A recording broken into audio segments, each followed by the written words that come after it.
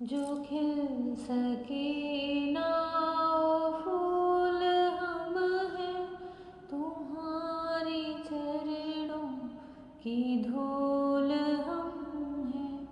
दया की दृष्टि सदा ही रखना, कृपा की दृष्टि सदा ही रखना।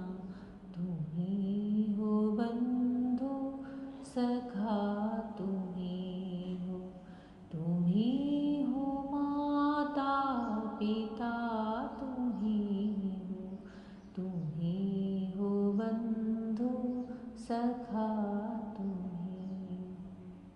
जय श्री कृष्णा। जय श्री कृष्णा। मेरी सोल फैमिली आध्यात्म आपके अपने चैनल पर मैं नंदा आप सबका बहुत बहुत स्वागत करती हूँ। श्रीमद् भागवत महापुराण का छठा स्कंद चौथा अध्याय चल रहा है और प्रजापति दक्ष विंध्याचल की पहाड़ियों में एकाग्र मन से श्री हरि की आराधना कर रहे हैं। उनके प्रजा का और विस्तार कैसे हो, वंश वृद्धि कैसे हो, श्री हरि की वो एकाग्र मन से स्तुति कर रहे हैं। श्री सुखदेव जी कहते हैं, परीक्षित राजा अपने सब इंद्रियों को एकाग्र करके, मन को समेट करके भगवान की स्तुति कर रहे हैं। माहेश्वर, मैं आपके श्री चरणों में नमस्कार करता हूँ। देह, प्राण, इंद्रिय, अंतःकरण की वृत्तियाँ, पंच महाभूत और उनकी तन्मात्राएं, ये सब जड़ होने के कारण अपने को और अपने से अतिरिक्त को भी नहीं जानते, परंतु जीव इन सब को और इनके कारण सत्व, रज और तम, इन तीनों गुणों को भी जानता है, परंतु वह भी दृश्य अथवा ज्ञेय रूप से आपको नहीं जान सकता, क्योंकि आप ही सबके ज्ञाता और अनंत हैं। इसलिए प्रभु, मैं तो केवल आपकी स्तुति करता हूँ। जब समाधि काल में प्रमाण, विकल्प और विपर्य रूप विविध ज्ञान और स्मरण शक्ति का लोप हो जाने से इस नाम रूपात्मक जगत का निरूपण करने वाला मन उपरत हो जाता है, उस समय बिना मन के भी केवल सच्चिदानंदमयी अपनी स्वरूप स्थिति के द्वारा आप प्रकाशित होते रहते हैं। प्रभु, आप शुद्ध हैं और शुद्ध हृदय मंदिर ही आपका निवास स्थान है। आपको मेरा नमस्कार है। जैसे याज्ञिक लोग काष्ठ में छिपे हुए अग्नि को शामिध्वनि नाम के 15 मंत्रों के द्वारा प्रकट करते हैं, वैसे ही ज्ञानी पुरुष अपनी 27 शक्तियों के भीतर गूढ़ भाव से छिपे हुए आपको अपनी शुद्ध बुद्धि के द्वारा हृदय में ही ढूंढ निकालते हैं। जगत में जितनी विभिन्नताएं देख पड़ती हैं, वे सब आपकी माया की ही है। माया का निषेध कर देने पर केवल परम सुख के साक्षात्कार स्वरूप आप ही अवशेष रहते हैं, परंतु जब विचार करने लगते हैं तब आपके स्वरूप में माया की उपलब्धि निर्वचन नहीं हो सकता, अर्थात माया भी आप ही हैं। अतः सारे नाम और सारे रूप आपके ही हैं। प्रभु, आप मुझ पर प्रसन्न होइए, मुझे आत्म प्रसाद से पूर्ण कर दीजिए।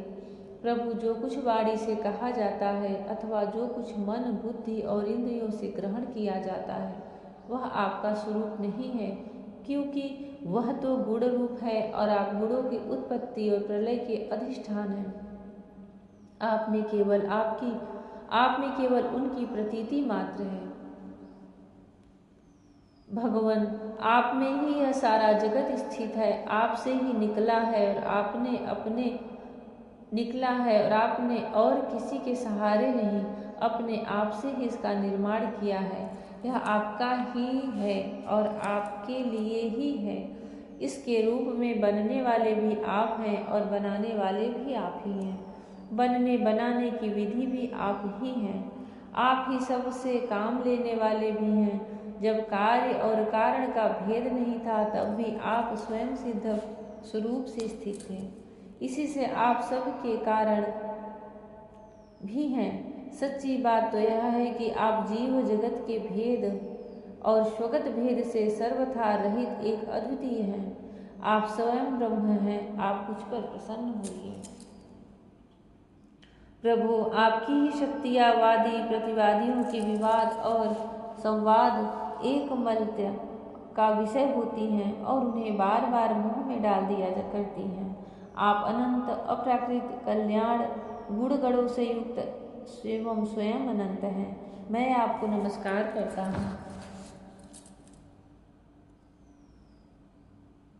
भगवान, उपासक लोग कहते हैं कि हमारे प्रभु हस्तपादार्थ से युक्त साकार विग्रह हैं और सांख्यवादी कहते हैं कि भगवान हस्तपादादि विग्रह से रहित निराकार हैं। यद्यपि इस प्रकार वे एक ही वस्तु के दो परस्पर विरोधी धर्मों का वर्णन करते हैं, परंतु फिर भी उसमें विरोध नहीं है, क्योंकि दोनों एक ही परम वस्तु में स्थित हैं। बिना आधार के हाथ पैर आदि का होना संभव नहीं और निषेध की भी कोई न कोई अवधि होनी ही चाहिए। आप वही आधार और निषेध की अवधि हैं, इसलिए आप साकार निराकार दोनों से ही अविरुद्ध समपरम ब्रह्म है। मैं आप अनंत प्रभु, आप अनंत है। आपका न तो कोई प्राकृत नाम है और न कोई प्राकृत रूप, फिर भी जो आपके चरण कमलों का भजन करते हैं उन पर अनुग्रह करने के लिए आप अनेकों रूपों में प्रकट होकर अनेकों लीलाएं करते हैं तथा उन रूपों एवं लीलाओं के अनुसार अनेकों नाम धारण कर लेते हैं। परमात्मा, आप मुझ पर कृपा प्रसाद कीजिए। अतः आप सबके हृदय में रहकर उनकी भावना के अनुसार भिन्न भिन्न देवताओं के रूप में प्रतीत होते रहते हैं। ठीक वैसे ही जैसे हवा गंध का आश्रय लेकर सुगंधित प्रतीत होती है परंतु वास्तव में सुगंधित नहीं होती, ऐसी सबकी भावनाओं का अनुसरण करने वाले प्रभु मेरी अभिलाषा पूर्ण करें। श्री सुखदेव जी कहते हैं, परीक्षित, विंध्याचल के अघमर्षण तीर्थ में जब प्रजापति दक्ष ने इस प्रकार स्तुति की तब भक्तवत्सल भगवान उनके सामने प्रकट हुए। जय श्री कृष्ण। हम भगवान की पूजा आराधना करते हैं तो दो लाइन भी मुख से सच्चे मन से स्थिर मन से एकाग्र मन से उनके लिए अगर स्तुति निकलती है, उस समय हृदय में कोई कामना हो या न हो, परंतु भगवान के प्रति अनन्य भक्ति हो, तो भी भगवान प्रसन्न हो जाते हैं, क्योंकि यह कलयुग है। परंतु जब पूर्व काल में जो कोई भी राजा होते थे या कोई भी व्यक्ति जीव ईश्वर को प्रसन्न करना चाहता था, तो वह ईश्वर है क्या, उन्हीं की वर्णन और उन्हीं की स्तुति करता था। एक तरह से स्तुति करते समय वह संपूर्ण ज्ञान से भरा रहता था और भगवान को वही प्रिय है। भगवान सिर्फ यही चाहते हैं कि सामने वाला जो उनसे कुछ चाह रहा है, उसकी कुछ जिज्ञासा है, इच्छा है, तो पहले वह मेरे संपूर्ण अस्तित्व को जान जाए कि मैं कौन हूँ।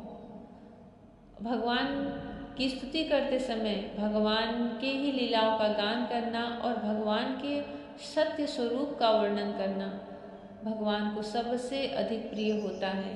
क्योंकि भागवत में आप जितने भी लोगों की स्तुतियाँ सुनेंगे, जो अभी तक पंचम स्कंद तक हो चुका है या फिर अभी जो आगे आएगा, वह भगवान के यथार्थ स्वरूप का वर्णन करती हैं और अंत में उसमें भी उन्हीं को समर्पित हो जाती हैं कि हम आपकी कहाँ तक वर्णन करें, हम समर्थ नहीं है उसमें। भगवान बस उसी समय प्रकट हो जाते हैं, वह उसी से प्रसन्न हो जाते हैं कि सामने वाले को मेरे यथार्थ स्वरूप का कुछ तो अनुभव है। उन्हें और कुछ भी नहीं चाहिए प्रसन्न करने के लिए, सिर्फ शुद्ध बुद्धि से शुद्ध मन से भगवान श्री कृष्ण को पुकारो और जो कुछ भी क्षण है वह पूर्ण भगवान के लिए ही हो, चाहे कुछ पल का ही समय हो, पर उस समय सिर्फ आपके हृदय का तार उनके हृदय से जुड़ा हो। भगवान उसी समय आपके हृदय में प्रकट हो जाते हैं। भगवान श्री कृष्ण सबको भक्ति प्रदान करें, प्रेम प्रदान करें, सबके जीवन की समस्याएं दूर करें और श्रीमद् भागवत महापुराण पूर्ण कराएं। जय श्री कृष्ण। राधे राधे। जय श्री कृष्ण। हरि ओम।